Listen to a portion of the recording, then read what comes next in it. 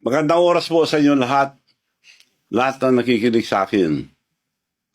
Meron na akong gustong sagutin ang bato ng Malacanang. Noong nagpunta ko sa Roma, binato ako ng katakot-takot na mga trolls. Ang tawag ko dyan, attack dog. Alam niyo ba attack dog? Ulol na aso, pag nakaamoy ng pera, kakagat. Now, lahat, tandaan niyo po ito. Isa lang ang salita ko. Pag may totoo sa mga panira nila, magpapakulong ako. Ngayon, hindi sila nakontento sa trolls. Ngayon, ang naging trolls, yung spokesperson ng Malacanang, Claire Castro, Yusek Claire Castro. Ganun ba kababa ang spokesperson ng Malacanang? Naging parang attack dog. Dahil kung basta magsalita, parang attack dog. Alam nyo ba, girl, ang pagsasalita mo, para kang attack dog. Alam mo ba, attack dog, sinabi ko na, pag nakaamoy ng pera, kakagat. Naiubusan na ba kayo ng attack dog na ikaw na mismo ang nagsasalita? Magsalita kayo ng totoo para paniwalaan kayo ng tao. Wala kayong isang salita eh. Sasagutin ko, ano yung mga issue mo sa akin? Nabanggit mo, weteng. Sabihin ko sa'yo, on the record tayo mag-base lahat. Kung gusto kong weteng, panahon ni GMA, madami akong makukuha. May kinunab ako, mas isa, magtanong kayo sa mga may ng STL, yung mga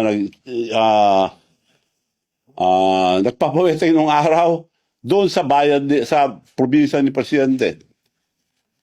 Wala akong kinuha. Kung interesado ko, ang dami kong nakuha. O, yun ang sagot ko sa weteng. Ano pa ang issue? Ang dami pong binabato na hindi totoo.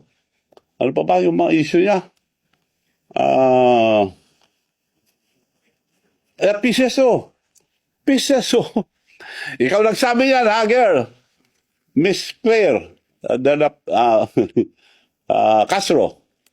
Ikaw nagsabi, ano ba meron dyan? Bakit yun ang gusto mo? Bakit yan? Direktor. Bakit pinagpipilit mo direktor? Hindi ko po pinagpipilit. In-offer yan dahil ang sinabi sa akin ni First Lady noon, ikaw nagsabi si First Lady noon, there must be something for Manong Chavit ang laki na tulong. PCSO o PAGCOR.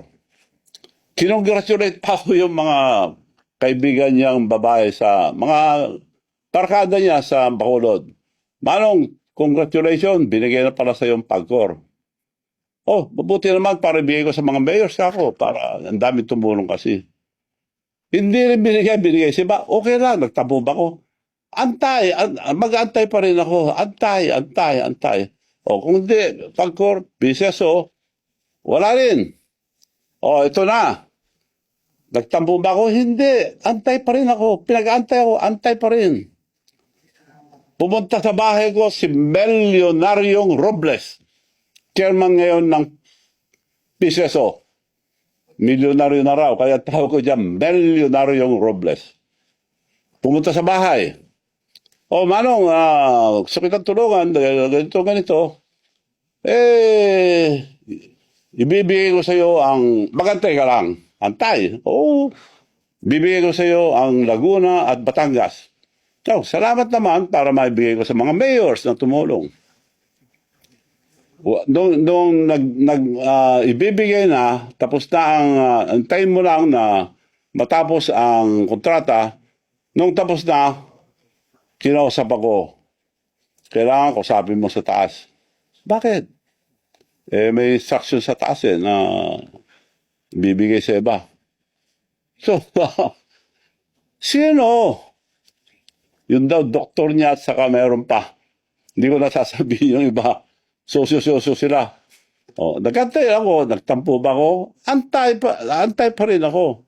Antay lahat ang sinabi. 3 taon na ako pinag-antay.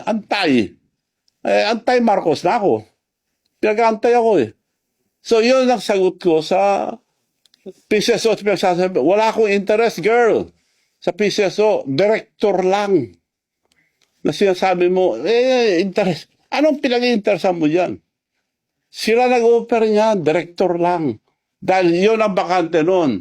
Isa-isa, nag-appoint. Oh, meron na naman na-appoint. Sabi ni Presidente mismo, baka naman malaking hindi, director na lang daw. O, director, okay. Madali yan. Libo yan, dami yan. Oh. Sabi naman ni Secretary Lagdame, ako bahala. Director lang ng piso, ako bahala. Antay ka lang, antay ka lang. Antay, antay, antay. Isa-isa, may na-appoint na director. Tawag na naman ako. O may na-appoint na, wala naman. Akong bahala, Manong. Antay ka lang. May na-appoint na naman. Nagkita kami, akong bahala. Maantay ka lang. Hanggang napuno. To cut the story short, napuno. Ayun. Hanggang ngayon, wala. So, wala silang isang salita.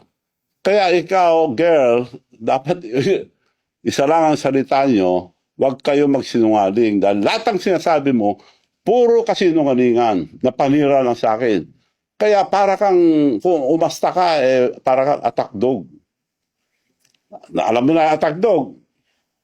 Ulol na aso, pag nakaamoy ng pera, kumakagat. Parang ganun na ang tsura mo hindi ka na spokesperson ng Malacanang. So, umayos kayo dyan. Spokesperson supposed to be a professional, hindi attack dog. Bago kayo magsalita, i-check nyo muna kung totoo. Puro kasinungalingan yung panira nyo sa akin. Sasagutin ko sa isa. Kung babanatan nyo ako ng mga kasinungalingan, babanatan ko kayo ng doble. Hindi ko lang nadala yung papel dito.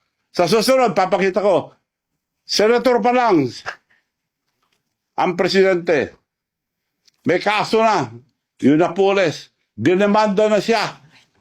Nakademanda siya. Pakawa mo nga, hindi ko lang nadala. Yun ang on record. Ako, binabato nyo, puro haka-haka, puro sali-salita na hindi totoo. Ito, pag nagsabi ako, totoo. Sinong may kaso? Nademanda si Senator Bongbong Marcos. Panahon ni Napoles, kasama siya ron. Sabi ko to, hindi ko sinasabi to dahil lang sa kasinungalingan mo, sasabihin ko lang to. Sige, magsinungaling pa kayo. Eto. Bongbong Marcos sued for plunder over pork barrel scam. Ayan ang nakarecord. Madam Spokesperson. Ito. Girl, tingnan mo ito, girl. Ito. Bongbong Marcos sued for plunder. Plunder filed versus Bongbong Marcos over 205 pork barrel scam. Yan ang record. Hindi ko na sana ilalabas to, pero girl, ikaw nag-umpisa, tatapusin ko. Pagsalita kayo, yung totoo. Ako, sasagutin ko kayo, puro totoo ilalabas ko. So, yun lang po ngayon. Marami pa kayong maririnig. Antayin natin yung mga tagdog. Puro kasinungalingan. Ulitin ko po, kung may katotohanan, yung mga sinasabi nyo sa akin, magpapakulong ako. Hindi ako kagaya yun, nagsisinungaling. So kontento ka na, girl, na wala akong interest sa business. So, sila na nga ako. Pinag-antay-antay ako. 3 taon ako nag-antay. Now, you cannot blame me. Antay-Marcos na ako. Pinag-antay na ako. Silang gumawa sa akin Gumastos ako. Tinulungan ko sila. Araw-araw kami lang lumalabas. Unang labas pa lang, Presidente, inisulto na ako sa Japan. Sinabi ko na yun, ulit-ulit. Binati lahat na nasa presidential table, pinalala pa yung anak niya, Sandro, Dad, Manu Chavez here. Hindi ako pinansin. Bastos yun, pero hindi ako nagtampo. Kinausap ko pa rin sila. Nasaktan ako? Of course, nasaktan ako. Dahil tao lang ako, hindi ako plastic. So, girls, Tandaan mo ito. Dahil nakasama ka na sa nag-aatake sa akin, sasagutin kita maski sa anong sabihin mo. Pero magpakatotoo kayo. Marami akong ilalabas. Totoo lang lahat. Maraming salamat po. At sa susunod, magkita-kita po ulit tayo.